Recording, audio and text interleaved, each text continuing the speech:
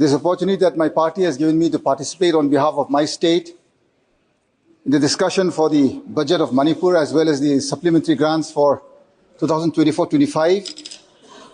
At the outset, I would like to say when I first stepped into this hall of democracy, I swore an oath that I would bear true faith and allegiance to the Constitution of India as per law established. This is the same note that I used. Today, I would like to point out to this August House that the state of Manipur has one law that is enshrined in this Constitution. One law, one article. This is Article 371C. I will read this out. Notwithstanding anything in this Constitution, the state of Manipur provide the President may by order made with respect to the state of Manipur provide for the constitution and functions of a committee of the Legislative Assembly of the state consisting of members of that state, assembly elected from the hill areas of that state, and for the modifications to be made in the rules of business of the government and in the rules of procedure of the Legislative Assembly of the state, and for any special responsibility of the governor in order to secure the proper functioning of such committee. That is the constitutional provision, sir.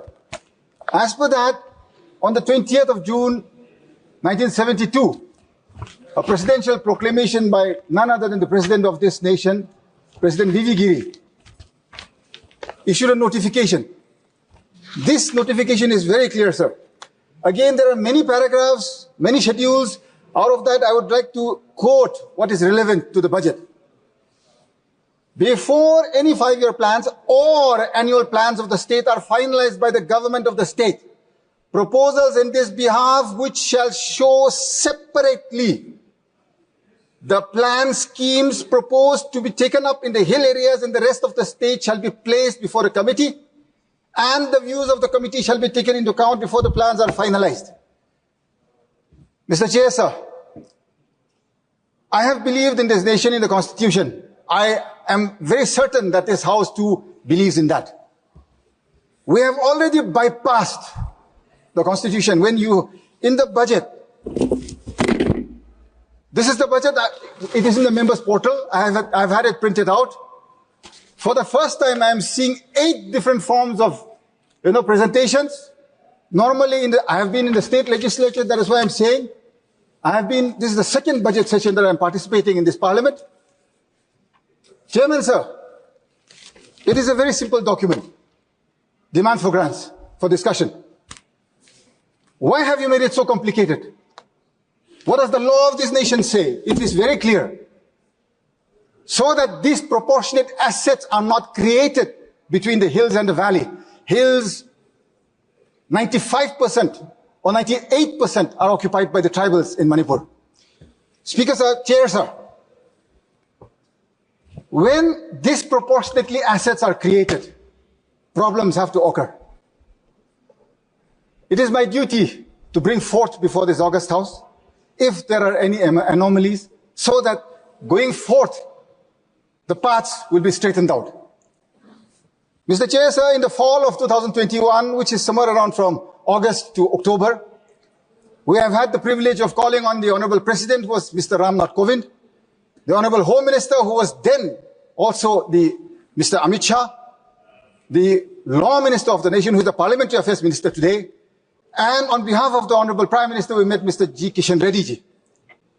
We placed before them the problems that are being faced in the state of Manipur with regard to administration of the hills. I was very, very certain as part of that delegation, it was a full delegation of the Hill Areas Committee. When we met all our esteemed leaders of this nation, we were assured that all our grievances would be looked into. I never, ever in my life felt that though the state of Manipur may have made it a nominal provision, I never expected that the Union of India today, when we are at a position or in a position to ensure that the legislation of business with regard to the budget of Manipur is clearly as by law established. We have not yet adhered to that, Mr. Chair, sir. When you go into the budget, I have already chaired 6 meetings in the district level Disha committees. the marginalized and the poor of our nation, so is also my constituency, Mr. Chair, sir. They survive on Narega. You know the status of Narega today. These are reports from the district collectors in the Disha meetings from all departments. 2023-24 Narega material component 50% has not been released. 24-25 nothing has been released. And the man-days that are being given there are 25 man-days in a year. The budget, there is no increase this time from the union again. We are passing this budget, there is no increase. It's a demand-driven scheme. Sir, I agree. I know of this scheme, sir. So state they are being given a target because state matching share if the state does not give. When you are not releasing material component for 2023-24, how do you expect those poverty-stricken, marginalized people to create more? How are they going to work more? If this is a committed liability scheme, you are committed to pay. But when the union government does not even clear 23-24, clear-cut ratio 60-40 labor component. But that is why I'm saying, I know the facts, I know the figures, and I'm very clear in this, Mr. Chair, sir. You have not released. There is an injustice to the state, and you are not even increasing that you will clear off the dues. 2 years cut dues is not yet clear. When you talk of your National Social Assistance Program, what is the status today? Last payment was made in the month of March 2023. March. National Old Age Scheme, Pension Scheme, you talk of the widow pension scheme. All those schemes are way back in 2023, last released. 2 years. What are those schemes for then? When the most marginalized are left out to hang dry.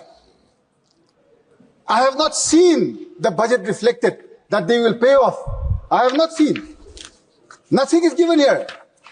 You talk of all of the centrally sponsored schemes. You go scheme by scheme, program by program, and you'll understand that it is the same replica of what has been happening always. Mr. Chair, sir, the nation needs to grow. Manipur is the lowest per capita income generating state in the nation. In the nation, I repeat. Why is this? Why is this that the Niti Aayog, or be it the Planning Commission at one point in time, or the state government, today the central government, why is it that you have not made sure that course corrections have been made so that we also increase our GSDP? You are not focusing in the core areas. Agriculture budget, there is no increase. Horticulture, there is no increase. The hills are redundant today. There is no income. 90% of the state of Manipur is hills. Lush green hills. We are an agrarian society which survives, and we have been adapting to change because our forefathers have taught us what it is to survive through agriculture. There is no scope for growth. Where do we sustain? Depending on Narega?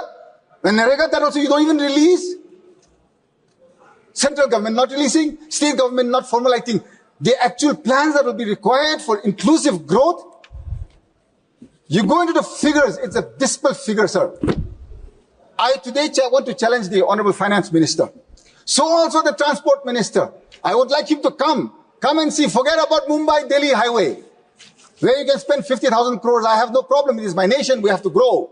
Come to my constituency, which is about 20,000 square kilometers. I will show him the sort of roads that his ministry is making. And you will say that these are the roads that you're providing, citizens of this nation. Are you actually serious? That budgets are being provided. This time when I had spoken to NHADCL officials in the Disha committee meeting, what did they say? They said that work orders are issued before land is acquired. But before land acquisition process is, completed, you start issuing work orders. Are we a society that is built for contractual basis, or is it for a delivery, a chain of delivery for the common man? Today there is no delivery. There is nothing. Look, talk of your JJM scheme. I'm sure the Honorable Finance Minister will come back later and say, JJM ye kiya hai, PMGSY ye kiya hai, PMJVK ye kiya hai. You're going to say many things that you have done, and I will refute each one. I know I will not get a chance to rebut the Honorable Finance Minister, but I am preempting her reply. And I will say very clearly today that every single thing that she says today is only on paper, and I challenge this House, the sanctity of this House, without damaging its integrity. I speak very clearly out of a clean conscience that building this nation includes the building of Manipur. If you do not want to build my state, then you have no right to govern it. What has happened to my state today? Who is responsible for this? I know you have imposed president's rule today. What has happened to the man who was running the rule, the show for nearly 2 years? Is he behind bars? The least I expected was for an inquiry to be initiated, because the whole world knows he is on tape speaking that he initiated this entire crime. Is it not shameful that the head of an executive of a state can execute such a gruesome crime and yet remain unscathed? I did not expect this, Mr. Chair, sir. I have had more faith and hope in my Prime Minister and my Home Minister. Today, it is diminishing by the day. There is still time, and my conscience is clear. Believing in a law that is enshrined in our Constitution, believing in a nation that goes by the rules of law, not by appeasement. You don't have a right to bring in legislation whenever you choose if it is not for the people. Today, this budget that I speak of is anti-people in Manipur. Why? Because you talk of the 60,000 that have been displaced today. All of their homes ravaged, burnt, broken, damaged, they're all displaced. There is no reflection in the budget for those displaced. The damage I hear, which was done by separate entities, has crossed 20,000 crore. I do not see anything of that sort. The entire budget is not even worth that. Mr. Chairman, sir, maybe my state is a small state, but we are not a small people. We are also equal in every way to this nation. I would implore upon the conscience of this House again, my rising to speak again and again, if it is not making sense to this august House. Give me the privilege and opinion and the opportunity to relinquish my seat and not come back here again.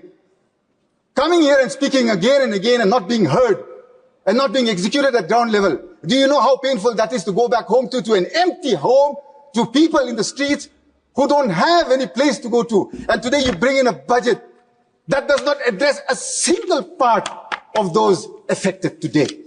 Shame. Shame. Shame. Shame. I wonder. My blame was solely on one person in the state. I had concentrated everything there. I had hoped for more from the leadership of my nation. I still hope on more from the leadership of my nation. Mr. Chair, sir, before I close, this constitution is sacred to each member here in this august House. I need not remind anybody.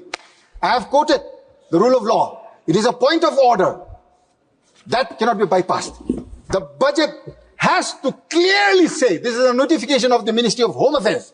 Today the state is being run by the Ministry of Home Affairs. I'm closing, Mr. Chair, sir. The Hill Valley section separation is mandatory. There is no separation of that. How would we know which is going to hills, which is going to valley? Nobody would know anything. And for that reason, I would request the Honorable Finance Minister to put this off, bring in the actual budget and the demands for grants so that we can go into the discussion of what is going into the hills and into the valley and a little bit of the pain and hardships that the state is going through. I wish and I hope and I pray that this House together we can solve. Thank you, Mr. Chair, sir. Thank you for giving me time. Thank you very much, Mr. Alfred K.